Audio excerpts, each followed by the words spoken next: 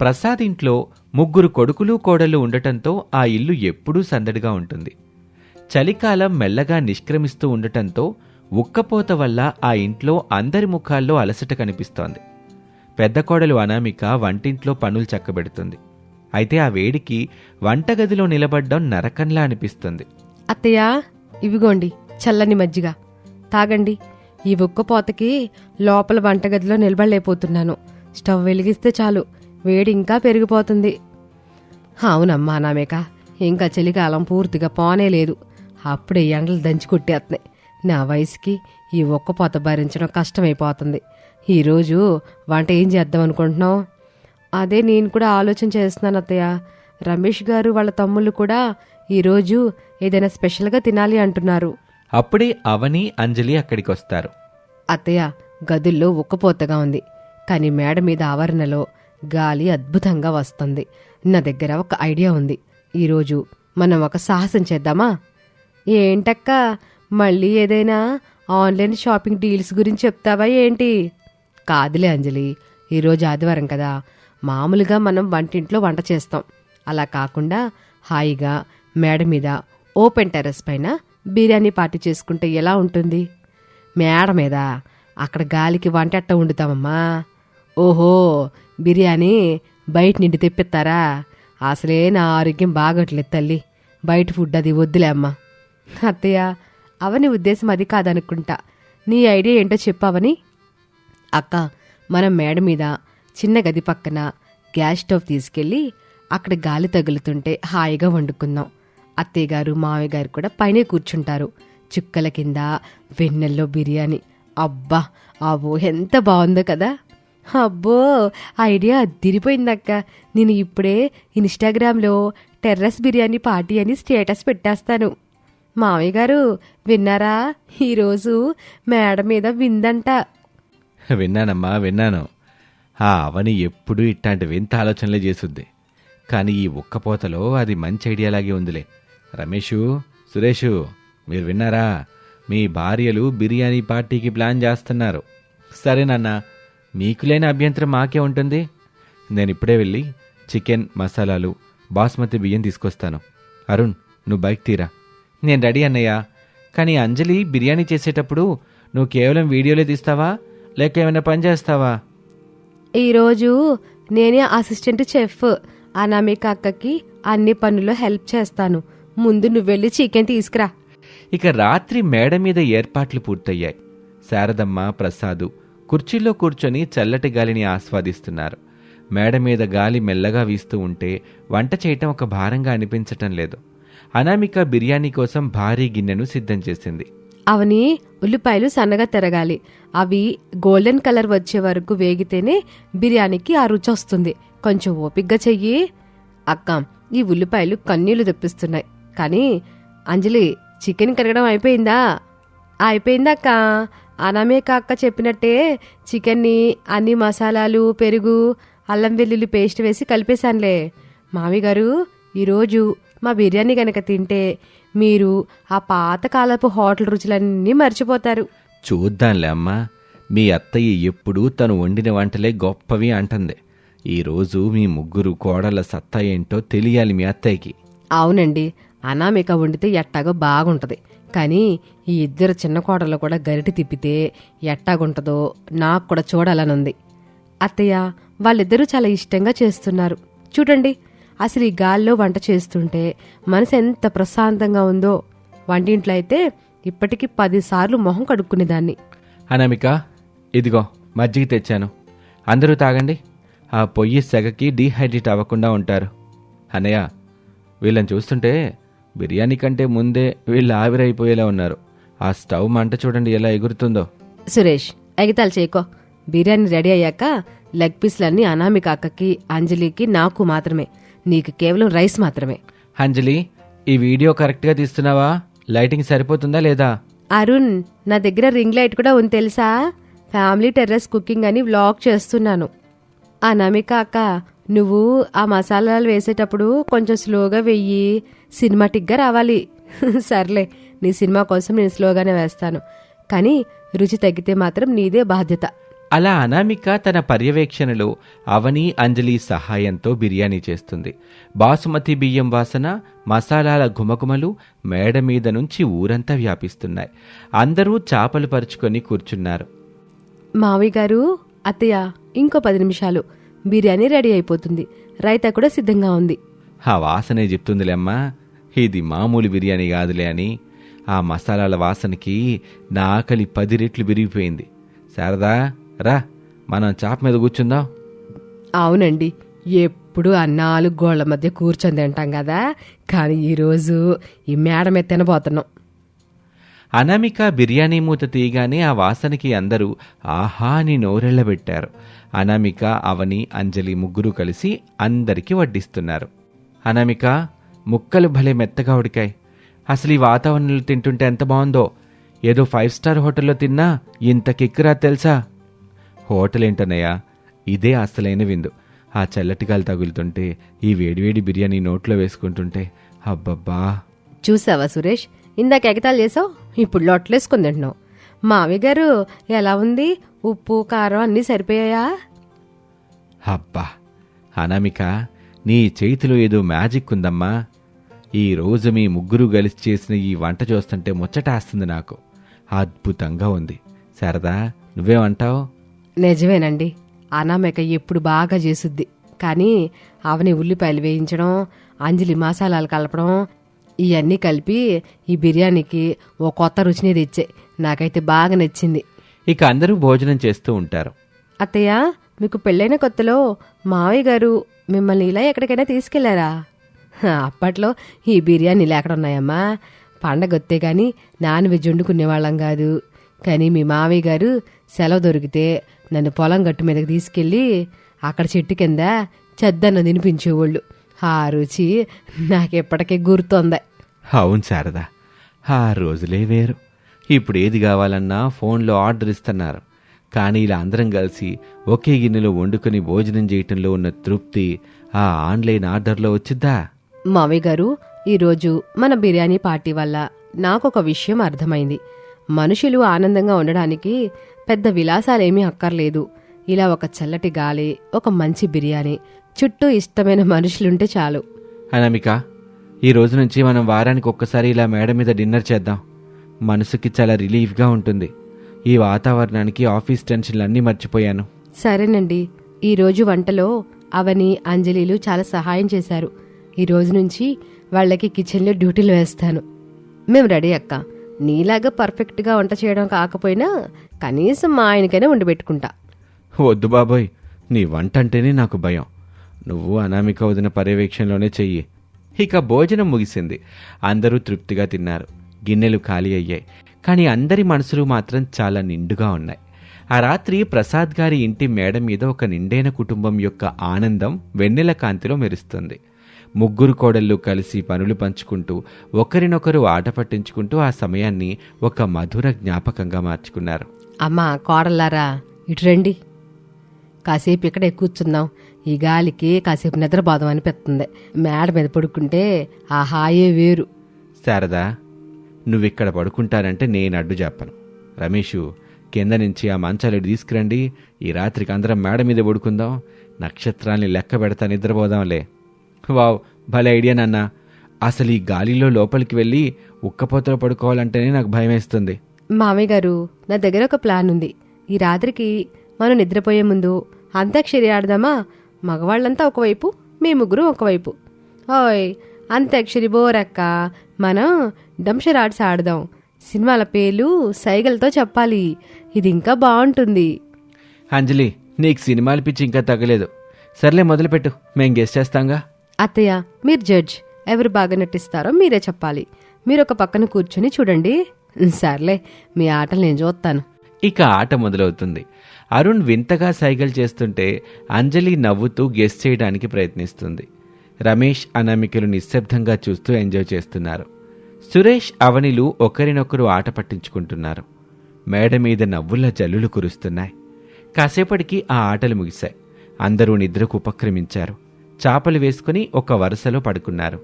అక్క, అనామిక అక్క, నిద్రొస్తుందా? వస్తుందవని. కానీ ఈ చల్లటి గాలి తగులుతుంటే ఆకాశం వైపు చూస్తుంటే అస్సలు కళ్ళు మూయాలని అనిపించట్లేదు. ప్రకృతి ఎంత అందంగా ఉందో కదా. నిజమక్క, నేను పట్నంలో ఉన్నప్పుడు ఏసీలో పడుకునేదాన్ని. కానీ ఈ గాలి, ఈ ఆకాశం కింద పడుకోవడంలో ఉన్న తృప్తి నాకెక్కడా దొరకలేదు. అక్క, మనం బిర్యానీ పార్టీ అప్పుడప్పుడు చేసుకుందాం. మన మనసులో ఉన్న చిన్న చిన్న బాధలు కూడా ఇలాంటి సమయాల్లో చెప్పుకుంటే పోతాయి కదా. బాధలా? నీకేమైనా బాధలున్నాయా అవని? నాతో చెప్పొచ్చు కదా. అంటే పెద్దవేమీ కాదు లెక్క. ఒక్కోసారి ఇంటి పనుల విషయంలో నేను సరిగ్గా చేయలేకపోతే నువ్వు కోపడతావేమోనని భయం వేస్తుంది. కానీ ఇలా మేడ మీద కూర్చున్నప్పుడు నువ్వెంత మంచిదానివో నాకు అర్థమవుతుంది. అవునక్క, అనామిక అక్క తిట్టినా అందులో ఒక క్రమశిక్షణ ఉంటుంది. అందుకే మేమిద్దరం నిన్ను మా సొంత అక్కలా గౌరవిస్తాం. నువ్వు ఈ ఇంటికి పునాదివి. చాలు చాలు, పొగడతలాపండి.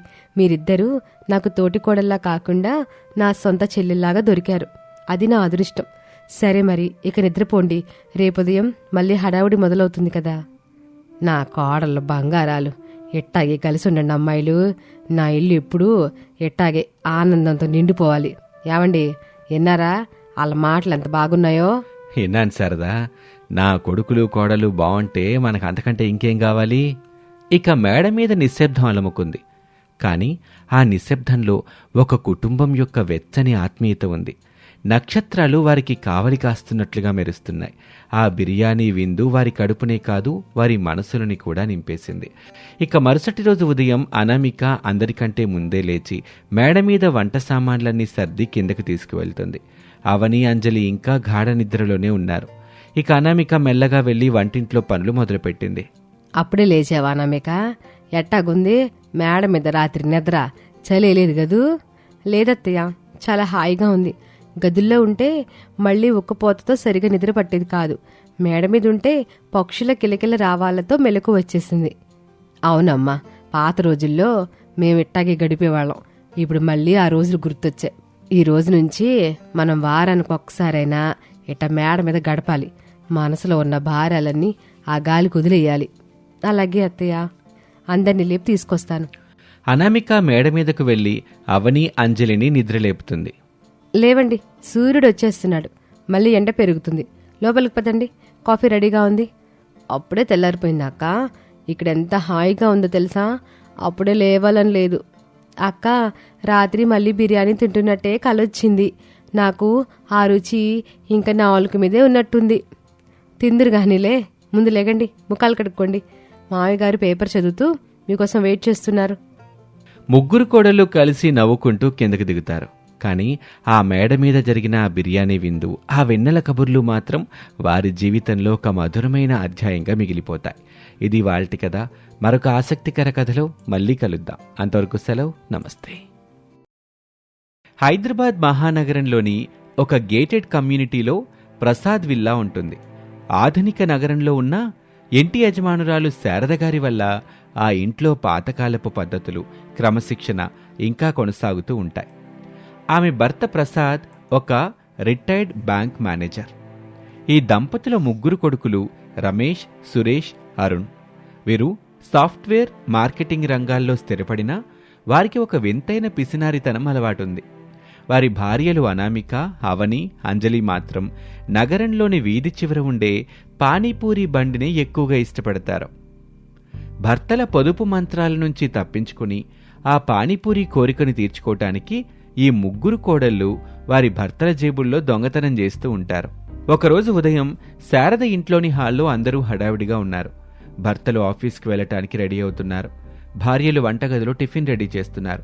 శారద సోఫాలో కూర్చుని కూరగాయలు కట్ చేస్తుంది. ప్రసాద్ పేపర్ చదువుతూ ఉంటాడు. అనామిక, నా వ్యాలెట్ ఎక్కడా? నిన్న టేబుల్ మీదే పెట్టాను కదా. అక్కడే ఉంటుంది చూడండి. మీ వ్యాలెట్కి కాళ్ళేం రాలేదు కదా నడుచుకుంటూ వెళ్ళడానికి. అమ్మో, ఈరోజు షేర్ మార్కెట్ పడిపోయింది. నానా, ఈ నెల ఖర్చులు తగ్గించుకోవాలి.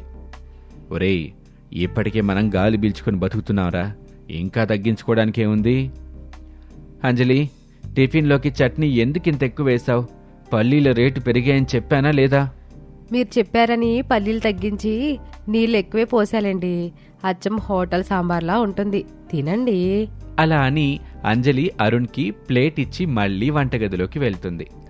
యారా అరుణు, పెళ్ళం చట్నీ ఎక్కువ వేసిందని ఎడుతున్నావా? తినే తిండి దగ్గర కూడా లెక్కలేంట్రా? అది కదమ్మా, పొదుపు ముఖ్యం కదా. వచ్చే నెల నుంచి మనం బయట ఫుడ్ అస్సలు తినకూడదు, ఇంట్లో వండిందే తినాలి.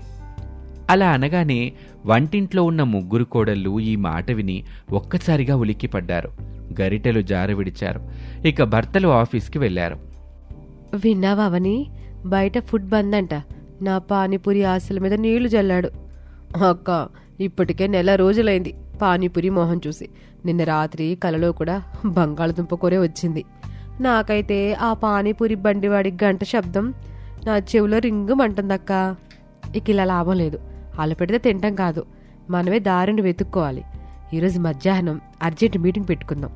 ఇలా ఉండగా మధ్యాహ్నం 2 గంటల సమయంలో శారద నిద్రపోయింది. ప్రసాద్ టీవీ చూస్తూ నిద్రలోకి జారుకున్నాడు.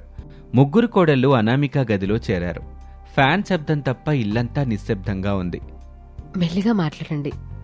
ఆపరేషన్ స్పైసీ పానీ మొదలుపెట్టేద్దాం. అక్క, నాకెందుకో భయంగా ఉంది. ఆ అత్తయ్యకి తెలిస్తే మనల్ని పచ్చడి పచ్చడి చేస్తుంది. నువ్వు నోరు మూసుకోవే. తినేటప్పుడు మాత్రం ఏ భయం ఉండదు నీకు. అక్క, అసలు ప్లాన్ ఏంటి చెప్పు? డబ్బులు ఎక్కడి నుండి వస్తాయి? మన మొగుళ్ళు మనకివ్వరు, కానీ వాళ్ళ జేబుల్లో ఉంటాయి కదా. అంటే ఏ దొంగతనమా? అంజలి, దాన్ని దొంగతనం అనరు, దాంపత్య హక్కు అంటారు. వాళ్ళు సంపాదించేది మన కోసమే కదా. మనం డైరెక్ట్గా అడిగితే ఇవ్వరు, అందుకే ఇండైరెక్ట్గా తీసుకుంటున్నాం. కరెక్ట్ అక్క. సురేష్ నిన్నే కొత్తగా 2000 రూపాయలు డ్రా చేశాడు. అందులో నుంచి ఒక 200 తీస్తే అతనికి తెలియదు కదా. వినండి, పక్క వీధిలో బంజుభాయ్ పానీపూరి కొత్తగా ఓపెన్ చేశాడు. అక్కడ పానీలో ఏదో మ్యాజిక్ ఉందట. ఒకసారి తింటే మళ్ళీ మళ్ళీ తినాలనిపిస్తుందట. ఈరోజు సాయంత్రం 5 గంటలకి మన టార్గెట్. మరి అత్తయ్యకి ఏం చెప్తాము? గుడికి వెళ్తున్నాం అని చెప్తాము. ప్రసాదం కోసమని డబ్బా కూడా తీసుకెళ్దాం. ఆ డబ్బాలో ప్యాక్ చేయించుకొని ఇంటికి తెచ్చేసుకుందాం. వద్దులే, అక్కడే తినేద్దాం. ఇంటికి తెస్తే ఆ వాసనకి దొరికిపోతాం. సరే అక్క, మరి డబ్బులు ఎప్పుడు తీయమంటావు? వాళ్ళు సాయంత్రం ఆఫీస్ నుంచి వచ్చాక ఫ్రెష్ అవ్వడానికి బాత్రూమ్కి వెళ్తారుగా, అదే మనకి సరైన సమయం. ఒక్కొక్కరు కనీసం 100 రూపాయలైనా సేకరించాలి. Mission start. అలా అనుకుంటూ ఉండగా సాయంత్రం 5:30 గంటల సమయంలో రమేష్, సురేష్, అరుణ్ ఆఫీస్ నుంచి అలసిపోయి వచ్చారు. ఎవరి గదుల్లోకి వాళ్ళు వెళ్లారు. రమేష్ అనామికతో, అబ్బా, ఈరోజు ఆఫీస్లో ఫుల్ వర్క్, తల బద్దలైపోతుంది. కాస్త మంచి టీ పెడతావా? అయ్యో, అలాగేనండి. అల్లం వేసి ఘాటుగా పెడతాను. మీరు వెళ్ళి ఫ్రెష్ అవ్వండి. అప్పుడు రమేష్ బాత్రూంలోకి వెళ్ళగానే అనామిక చకచకా షర్టు జేబులు వెతకటం మొదలుపెట్టింది. పర్సు దొరికింది. 500, 200, 100. ఓకే ఓకే, ఒక 200 తీసుకుందాం.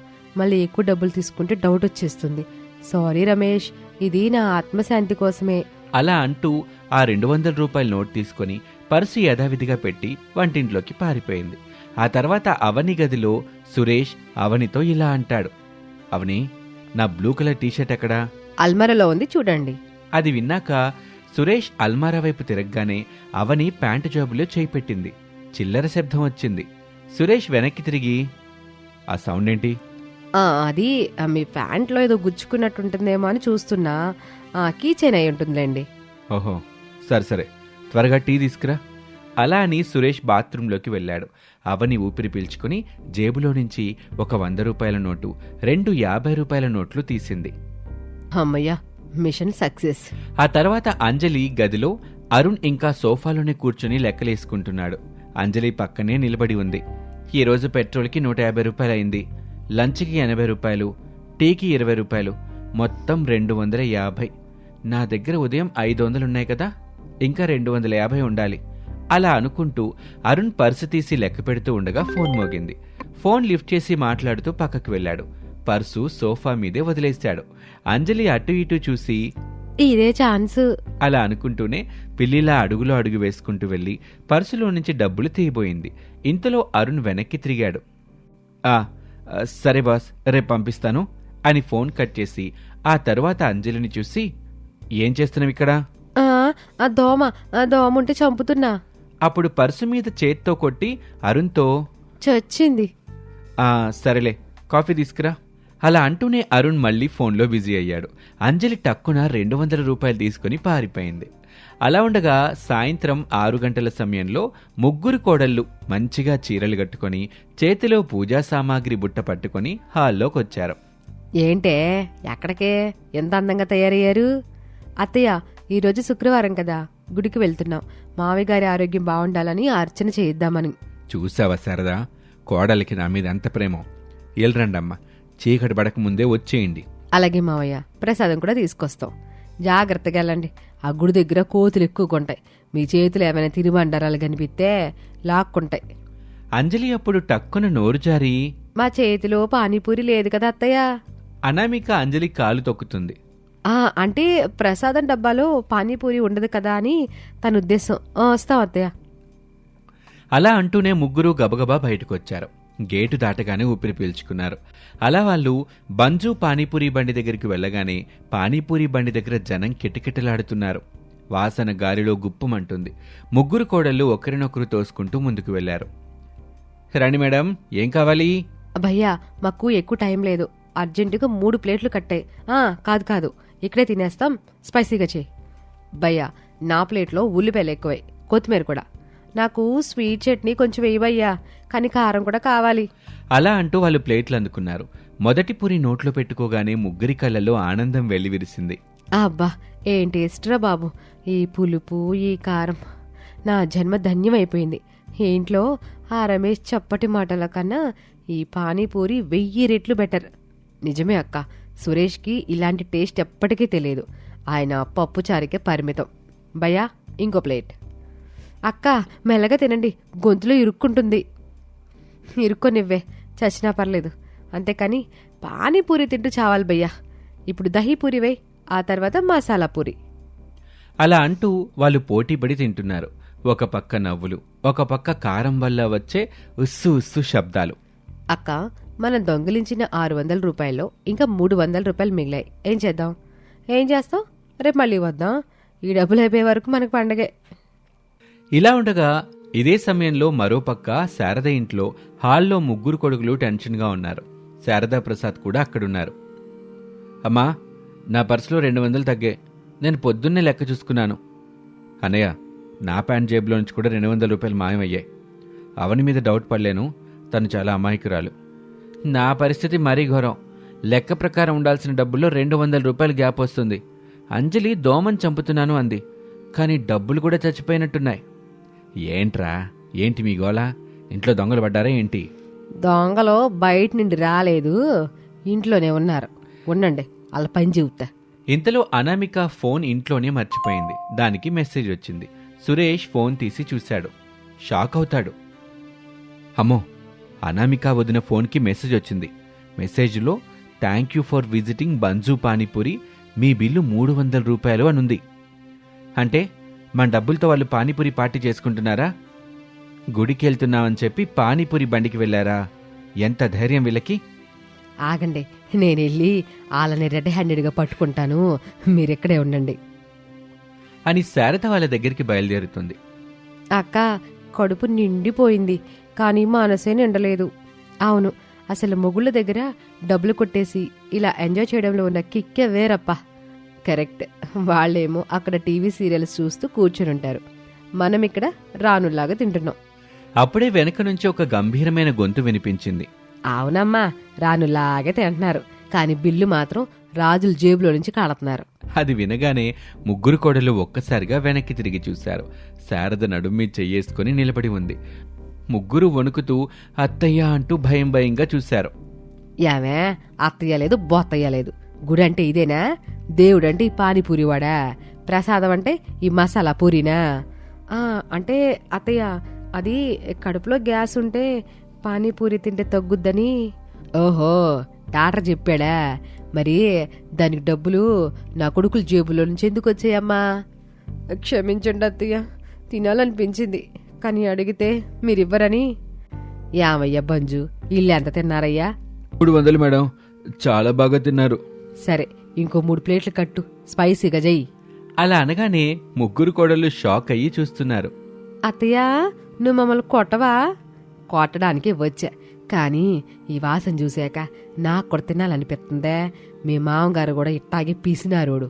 నాకు పానీపూరి అంటే ప్రాణం అని తెలిసి కూడా నెలకు ఒక్కసారే కొనిచ్చేవాడు. మీ బాధ నాకు ఇప్పుడు అర్థమైందిలే. అలా అనుకుంటూ శారద ఒక పూరి తీసుకొని నోట్లో వేసుకుంటుంది. అబ్బా, సూపర్గా ఉంది. మీ సెలక్షన్ భలేగుంది కోడల్లో. థ్యాంక్స్ అత్తయ్య. కానీ ఒక కండిషను, ఇంకెప్పుడు దొంగతనాలు అయితే బాకండి.